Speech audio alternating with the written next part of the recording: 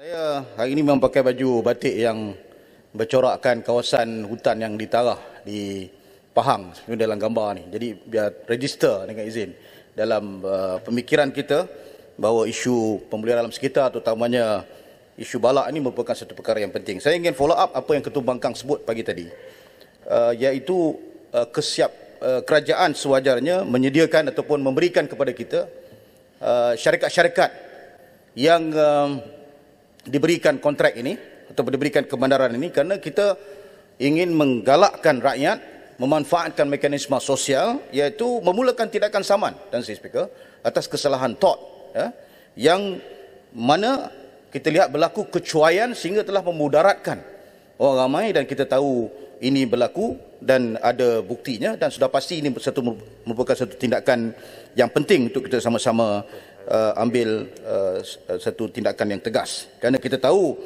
banjir ini satu perkara yang merusingkan pemikiran rakyat. Kebun luas ditanam kentang, tumbuh satu pohon pinang.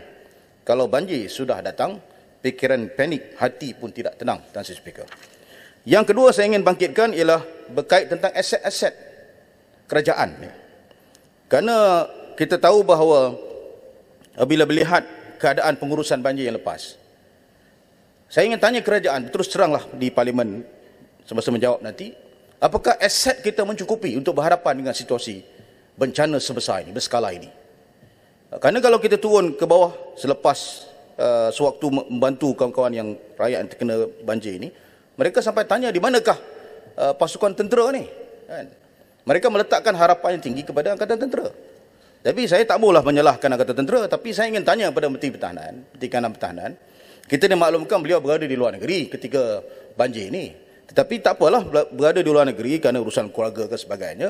Sekarang kita ada WhatsApp dan sebagainya. Boleh saja kita koordinat ataupun mengaturkan segala aset yang ada untuk membantu rakyat yang terperangkap ini. Janganlah biarkan wakil-wakil rakyat yang tak ada pengalaman langsung menguruskan bencana ini untuk sama-sama terjun membantu rakyat, kerana kita tahu apa pun berlaku mereka akan turun membantu, tetapi dari segi kepakaran itu tidak ada kepada mereka. Jadi saya nak minta kerajaan senaraikanlah aset-aset ini, dan kalau perlu Kementerian Kewangan peruntukkan sejumlah dana yang besar untuk menyelesaikan perkara ini. Kerana dari segi keselamatan, Tuan Speaker, kalau saya lah membuat analisa keselamatan dalam negara kita ini, kalau nak melakukan serangan, kalau kita ada musuh di luar, nak melakukan serangan terhadap negara kita, tidak perlu guna peluru, kita guna air hujannya.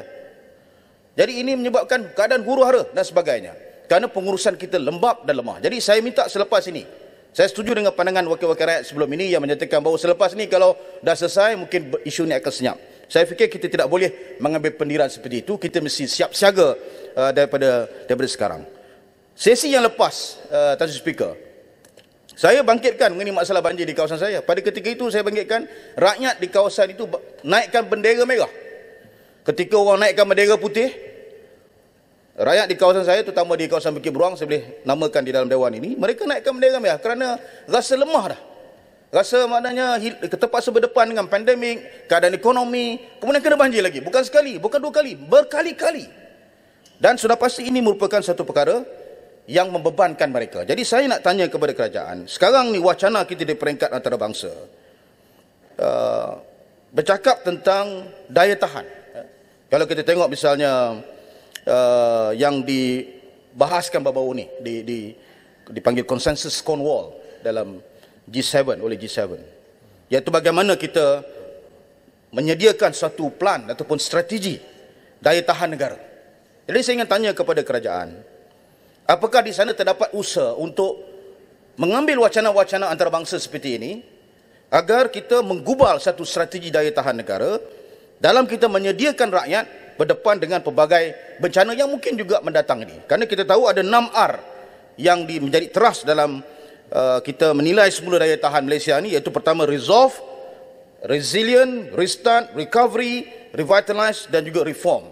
Jadi saya ingin tanya kepada kerajaan, kerana kita tahu bahawa banyak perkara telah pun disentuh, tetapi idea-idea yang baru ini seperti mana yang diungkapkan oleh misalnya ahli ekonomi Richard Davis di dalam buku dia yang bertajuk Extreme Economist, yang menilai tentang bagaimana Aceh bangkit semula setelah tsunami yang besar. Jadi perkara-perkara seperti ini penting supaya kita tidak terikat dalam wacana tokenism, Tan Sri Speaker. Saya nak akhir, wacana tokenism. Bila ada banjir, bagi sikit, RM200, RM500, tapi tiada perancangan yang menyeluruh.